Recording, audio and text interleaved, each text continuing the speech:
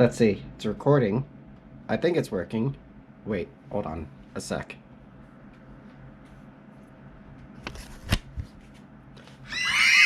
Is this what I really look like in person? Hello, fellow YouTubers, and we're back with a special reboot episode of Uneven Asphalt. Yes, it is pronounced asphalt, not asphalt. Come on, England, you need to keep up. So, what's with the reboot episode? Well, I've been busy with work and a bunch of other stuff going on during the spring, summer, but in the meantime, I've grown a face. Now, not my first choice in faces, but I mean, good enough. I'll roll with it. So yeah, let's get started like spring, summer-ish, because there was a big elephant in the room, and that elephant in the room was called Gran Turismo 7. We all gave it a shot. We all been frustrated with it, and pretty much everyone I talked to has flew the coop from GT7, including me for a while, especially when I was leading a top split race in Nations, and then got the dreaded game screen freeze, and then can still drive and stuff, and threw 300 something points out of the way. Other people just been frustrated, kind of migrated over to Assetto Corsa. I took a slightly different route. I decided to take a little break altogether, focus on other things, been focused on a project, aka lying underneath the car, swearing for the longest time, work. It's been busy. Went to England for a month. Drove a NASCAR race car around Brands Hatch for a couple laps. Helped my buddy out with the shop, get it ready for Goodwood and everything. And then, yeah, went to Goodwood Festival of Speed. Was a great time. But now, with winter here, it being way too cold, and my project out of my hands, at least for now, in the hands of someone I'm paying a large amount of money for, we're back to making content. Oh, you might have noticed I'm in a Union Jack t-shirt that I got from England. And what's the occasion today? Well, this past week, I received a parcel from Sir Tidgney himself. It is right here. He sent me a parcel, but the question is, what's in this parcel? Is it treasure? Is it a ticking time bomb? Is it Trevor Nigel's Jaffa case that Shredding loves so much? Is it secretly $27,000 that could help me finish building my Subaru? Video on that later on. But, as you can see, I have not opened it. It's still taped up and everything. Let's see what's in it.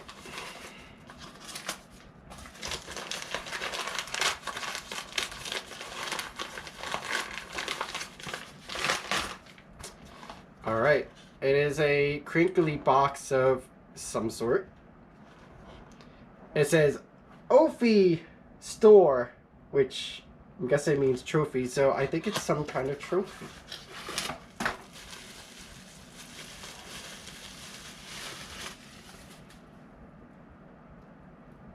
That's so cool. Okay, so it is a third place trophy. It even has my name, and it also has my PlayStation name. Wow, Tidgney, this is really cool. This is definitely worth the wait.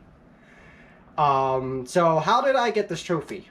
First off, well, in 2021, Tidgney was hosting a community series of some sort, and that series was based off the Miata touring cars in Gran Turismo Sport at the time.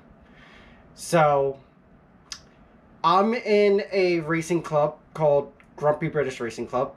We're usually on Gran Turismo, but lately we've been doing Assetto Corsa lately. And we decided to do a team effort for this championship. So it was me and I want to say 6 to 8 others. It was a 5-round series. A lot of really, really fast people, and there were just some people that I couldn't even touch. But in the end, at the end of the championship, I got 3rd place.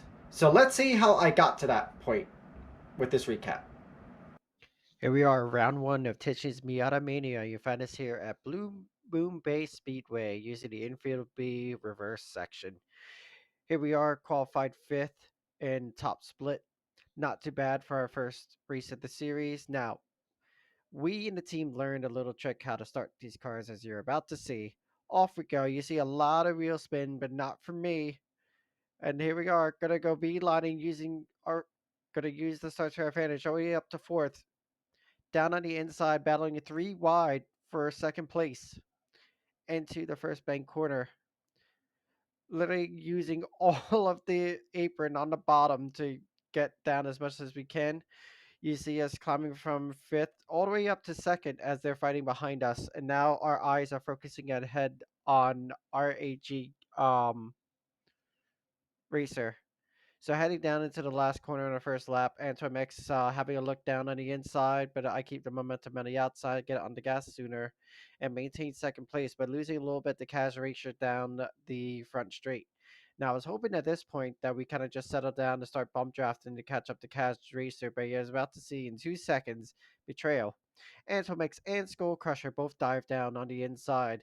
Antomix gets me, but I find just a gap just to squeeze in to be able to stop the bleeding and get into third.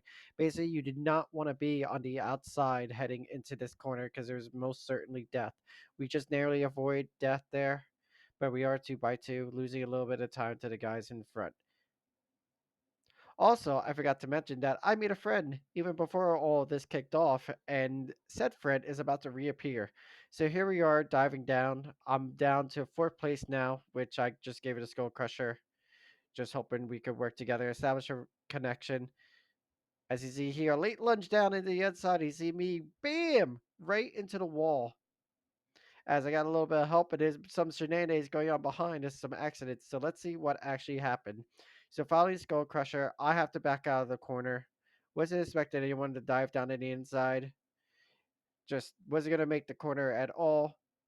And I became collateral damage at that point, fell all the way down to 10th. But not a big deal. We were able to climb back through the field up into the 6th place, but unfortunately, that's all she wrote because there's really no one to work with to get in the draft, and they were just fighting behind us. Round two brings us here to Red Bull Ring, top split again. And as you can see, a common theme here, we qualified 5th place again. This race was a little more exciting in the beginning though, and a little bit cleaner, I should say. So off we go again. Some people figured out the trick, some people didn't. I could have had a look, decided better of it, decided to just hang out, mind my P's and Q's. Now heading into turn two, which is the short section of Red Bull Ring, as you're about to see, we're fighting three wide, and I'm stuck in the Swedish British sandwich, and somehow, some way, we got up out of that cleanly and retained 5th position.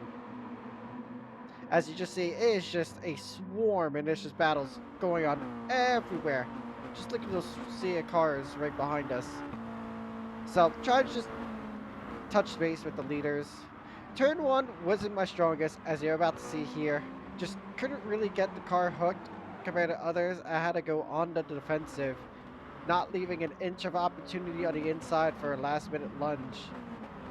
So just babying around the corner, trying to defend the position, but also not lose touch of the leaders. Now, penalties was a big talking point in this race.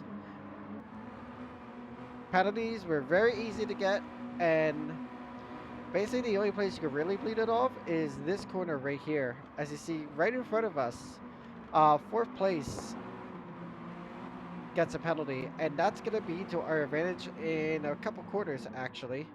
So I guess Max Range thought that he had to serve it immediately rather than gradually, just as long as he crossed the line with no penalties. As see here, he's trying to bleed off the penalties without losing time. I have to make a decisive decision around the outside, and somehow we get around him, and he does us a solid, breaking us up from Ronan, who is hounding us all race so far. So, got a little breathing room. We can focus the eyes forward.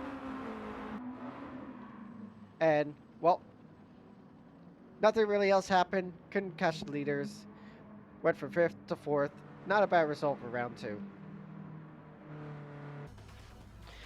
Now, round three, I had a miss because real life shenanigans. For round four, you find us here at St. Croissant, And you find us here in 5th place. Again! For Top Split. I don't know. It's just the theme. Maybe just 5th place is my lucky number for qualifying. So off we go. Everyone, or at least the top guys, at least figured out the trick this time. It was basically common knowledge at this point. So no gaining advantages at the start anymore. There goes away one of our trump cards to getting up towards the pack. Again, like round 2, just taking it easy, getting settled in. We're behind Rapid and Hasnane, which Hasnane you're going to see later on, particularly round 5. So, heading towards the end of the lap, Hasnane gets a bad exit. Rapid takes advantage of. I just got to go for it. Dive down to the inside, clean as you like. As Tidgney says, not quite line astern yet, but we eventually will be line astern. And we got Shelty coming up behind us as well, just trying to settle in. It was basically like a 3-pack race. Now, Rapid and I tried to bump draft as much as we could to catch up to the leaders, but it wasn't happening as he gets a terrible exit. I had so much momentum, I had to go for it. And Shelty has some afternoon lunch with Barry R. Unfortunately, Hasting gets the slip broken from us, so it was basically a 2v2 race. Now, unfortunately, the bump drafting didn't really quite work as planned, so Rapid and I just decided to go play in the kiddie pool, and we had a great battle on the last lap.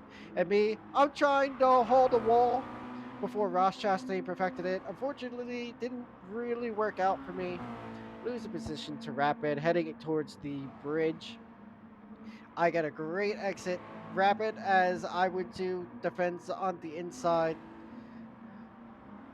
Again, just something with me and outside moves. I don't know what it is. Gran Turismo Sport, they just work for me as the cameraman has a bit of a look as us going side by side at the end of the bridge, working really late, holding the momentum on the outside just to keep enough for the inside for the next corner. Get through. But the battle's not over yet between me and Rapid. It was a really fun and really clean race. Got to give it off to Rapid for racing me so respectfully and so cleanly. It was an awesome race. Even if I lost, it would have been a barn burner for sure. So depending on the inside, as you see, Antoine Mix just up the road, but we just weren't enough collectively to catch him. He was just strong on his own. Heading towards the last corner of the last lap, just got to defend the inside. I basically park it on the apex just to cancel out any under over shenanigans or the over under. As you see, we are literally side by side across the line as Antomax is drifting around and a photo finish, and we start from 5th again to our first podium position, first podium spot of their series. And for round 5, I'll leave it to Tidgney because it was exciting. Now let's go to Hasnane. Roman and Max Range. Is it going to be a move up towards Ascari then? Let's have a look. Hasnane very defensive. He's doing everything he can. He wants to win this one, does Hasnane? In towards the braking zone. Goes very defensive. Roman looking around the outside. Oh my word! This is a move and a half by Roman. Hasnane on the inside though at Ascari. A little bit of a tag there between the two. That's just as it is. Oh, here we go. Roman's going to get this back. Range is involved as well. Let's have a quick look further back. Rapids still got a position. We're going to go to this lead battle and Roman gets the lead. Then Max Range up into P2. Goes defensive, does Roman. Max Range goes towards the left. Hasnane going towards the left as well. In towards the last corner. Then we go. Max Range around the outside. The parabolic. Too deep. Too deep from Max Range, and that's going to allow Hasnane to have a run on Roman as they head towards the line. Then 1.5 tenths. It's coming down. It's coming down. It's less than a tenth then as they head towards the line. It's under half a tenth of a second, and Roman gets it then from Hasnane. Max Range is going to be P3. So for the series, we finished 6th, 4th, 3rd, and the win that you just saw. And I believe there was a drop or two. So that's how we got 3rd. So with that being said, I guess I gotta take the thank yous out. Thank you, Tidgney, and everyone on the staff that helped out for the series. It was a fun series. I really enjoyed it. I want to thank the Grumpy British Racing Club for having me around, and I was, happy to represent you guys. I also gotta give a huge shout out to the RTK Knights that I raced or was racing with until Gran Turismo 7 dropped the ball. Doing the old FIAs and now the manufacturer and nations. I definitely would have not grown to where I could be today without you guys, so a little part of this is you guys too. Yeah, that's really all I could say. Just thank you guys again. New videos coming out that I plan on working on. New Pokemon games out, so I might give that a try. We're jumping into Assetto Corsa, so we're going to give that a try. If I'm not getting killed in iRacing by overzealous, faster class cars dive bombing me, I will be doing videos on those too. So, yep, we got a lot to do over this winter, spring, and keep shredding them tires. I will see you guys later.